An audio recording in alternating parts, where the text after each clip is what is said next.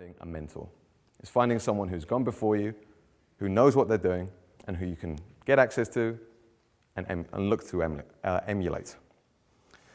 Now, while this is kind of a fun story as to what a bit of blind enthusiasm can do, if it were the thing I were hanging my hat on to be stood here today, it would kind of be like a lottery winner telling you how to make $1 million.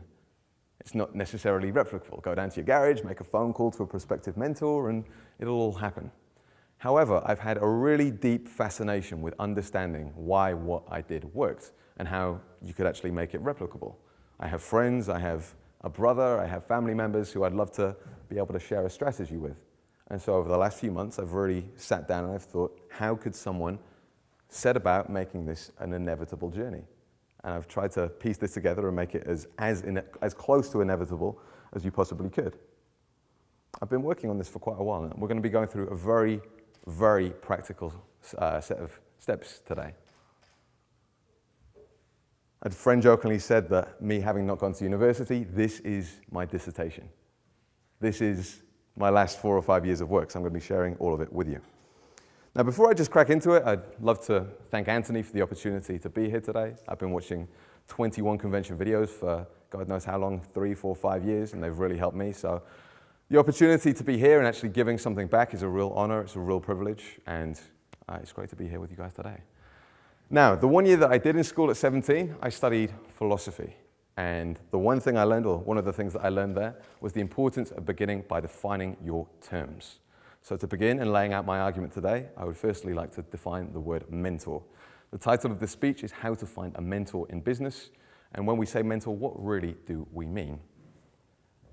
In its essence, I will argue that a mentor is someone who can help you get further faster in whatever it is you do. Now, there are many different types of mentor.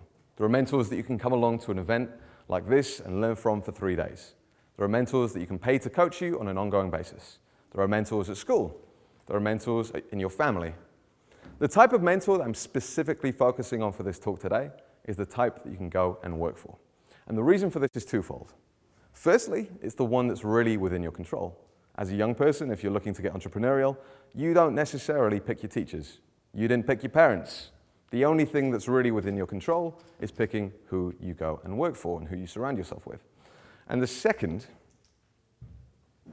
I need to check my notes here, how embarrassing. The second reason is that it will have the greatest return on investment. It's incredible to come along to an event like this for 3 days and to surround yourself with really amazing minds. However, for real change over a prolonged period of 3, 4, 5 years, the way to do that is to get around someone that you can spend every single day with.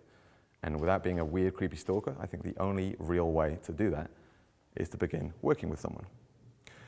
Now, why would you want a mentor? If anyone here is on the fence, perhaps you've read about Richard Branson, you've read about Mark Zuckerberg, even looking at Anthony today, who's started this event at 17. It's easy to say that finishing school as a young guy, you can go out and you can start something on your own. However, I would argue that these guys have all still had mentors. If you read Richard Branson's book, if you read Screw It, Let's Do It, you quickly start to see that in business, his mum was his first mentor. She raised funds for his first magazine company, and she was the person that Richard went to for counsel with a lot of big business decisions. I was recently watching or listening to an interview with a guy called Noah Kagan, who was number 30 at Facebook. And he said that in the early days, Mark Zuckerberg paid much older people to be around him at all times, going into every big meeting with him and helping make every big business decision. He trusted his instincts, but he knew that he didn't have the experience and the reference points to make big decisions. If you look at Anthony, consider all of the incredible speakers that he has had around him since he was 17. These people have all had mentors. Now, some of the biggest benefits that you'll get. Firstly, you will learn through osmosis. In being around successful people, you will quickly start to see that it's not some kind of productivity system or some kind of tactic that's really allowing them to distinguish themselves. Rather, it's that they want it more. It's that they're fiercely passionate about what they're doing. It's that they're determined, they're fiercely ambitious, they're relentless in how they work. In being around people like this, these traits will begin to rub off on you. Now, I'm not going to stand here today and say that I am as charismatic nor as commanding a speaker as Matthew, as that's a very hard skill. It's something that takes thousands of hours of practice to really get good at. However, things like work ethic, character traits like discipline, these things will rub off on you. The second is that they will push you. A mentor will push you. In all areas of life, the key to growth is really getting outside of your comfort zone and pushing yourself. A mentorship in business is a way to ensure that. You will have constant headaches. You will have more work than you know what to do with. It's a very stressful position if you pick your mentor well, and this will help you grow. And the third is that it will cut your learning curve in half. If you consider just coming along to an event like this, you instantly figure out the type of diet that will be best suited to you. You could go through a process of trial and error, trying different diets for many years, and only get it after 10, 20, 30 years, as it's taken some people to actually figure things out. And coming along to an event like this, you cut your learning curve in half. Being around people every single day, that learning curve on so many things is cut into a fraction of the time of what it would otherwise be. There's a saying, if you wish to be young and wise, you have to learn from the experiences of others. There's a big kind of glorification of failure culture, the idea that you have to go out, you have to make mistakes, and you have to celebrate your mistakes. What I would argue here today is that the mistakes don't have to be yours.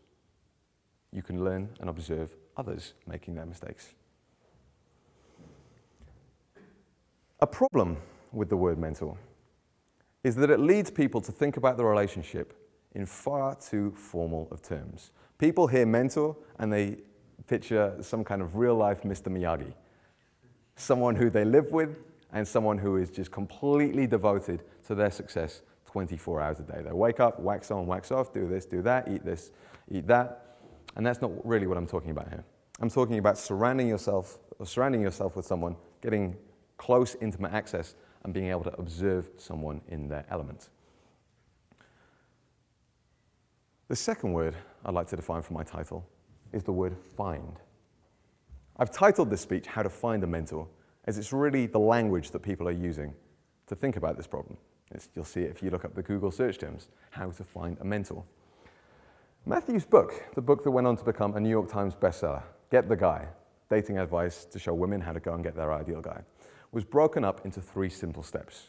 How to find a guy, how to attract a guy, and how to keep a guy. And if I were writing a book about mentorship, I'd be tempted to just rip it off and use the exact same structure. How to find a mentor, how to attract the attention of a mentor, and how to keep a mentor. Now people think, well, women will come to Matthew and complain of not being able to find any guys. There are no men out there. To quote a journalist who wrote an article about Matthew, they're all gay, taken, or weird. And with us being here today, we know that's not absolutely the case. The real problem that Matthew will say